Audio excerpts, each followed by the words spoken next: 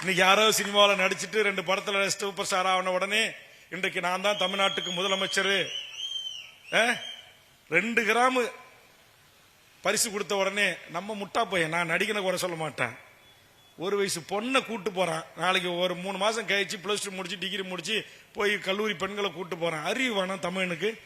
அவன் பெத்து வளர்த்து ஒரு ஆளாக்கிய பெண்ணு, நாளைக்கு மாற்றான் மனைவியாக வாழ வேண்டிய ஒரு பெண்ணு, அப்பையர்கள ஆத்தாயர்கள ஆயிரக்கணக்கான ஊடக பத்திரிகையாளர்கள ஒரு சினிமா கூத்தாடி பையனை கட்டி பிடிச்சி லிப்ஸ்கிரிப்ட் கொடுக்கறத அனுமதிக்கிற எந்த நடிகனுக்கு செய்யறது? இது என்ன ஈன பிறவி? தமிழுடைய பிறவியா இது?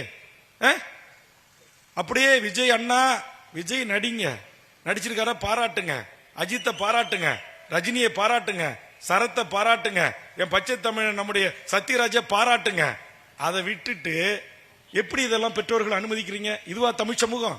இதா தமிழருடைய பாரம்பரியம்? இதா வீரகுல பெண்கள் வாழ்ந்த மண் தமிழர் நிலம் என்கிறான்?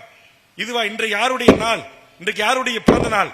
தென்னாட்டு ஜான்சி ராண்டி அழைக்கப்பட்ட என் முன்னத்தியர் அஞ்சலை அம்மாள் பிறந்த நாள் இந்த நாள்.